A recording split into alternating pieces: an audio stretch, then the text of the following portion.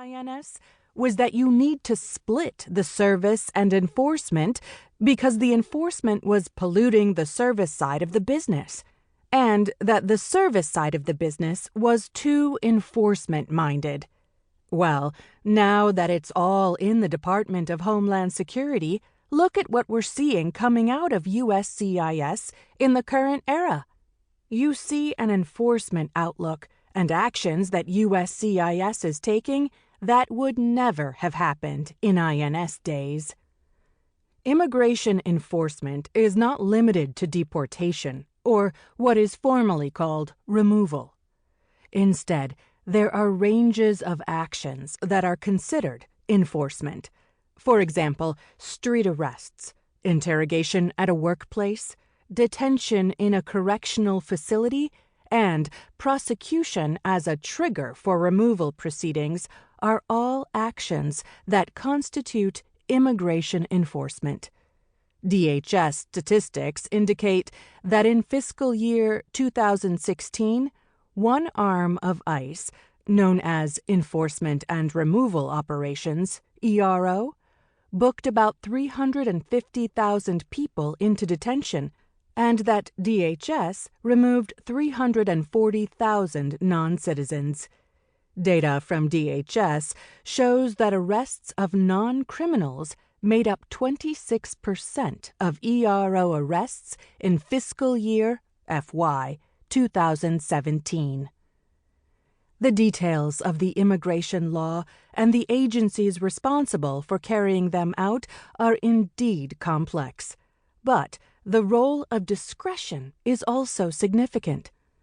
As Justice Anthony Kennedy noted in Arizona v. United States, discretion in the enforcement of immigration law embraces immediate human concerns. The equities of an individual case may turn on many factors, including whether the alien has children born in the United States, long ties to the community, or a record of distinguished military service. Discretion is interwoven with deportation. Immigration scholar Daniel Canstrom identifies three forms of discretion: prosecutorial, ultimate, and interpretive, all three of which are discussed in this book. One powerful form of discretion in immigration law is called prosecutorial discretion. Importantly, DHS has the prosecutorial discretion to refrain from taking action against a person at each enforcement stage. For example, if an ICE officer chooses not to detain a woman who is pregnant or nursing, but who legally qualifies for detention, discretion is being exercised favorably. Prosecutorial discretion is necessary because the government has limited resources it can use to carry out enforcement against non-citizens. According to the former director of ICE, in 2011, ICE has the resources to deport less than 4%, or 400,000, of the roughly 11.2 million people living in the United States without authorization today. This number does not include the many lawful permanent residents, green card holders, who are eligible for immigration enforcement because of post-entry conduct.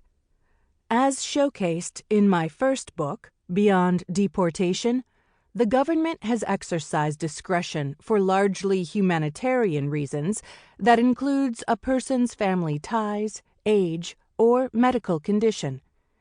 Deferred action is one kind of prosecutorial discretion that existed for decades, but came to light with President Barack Obama's announcement of Deferred Action for Childhood Arrivals, DACA.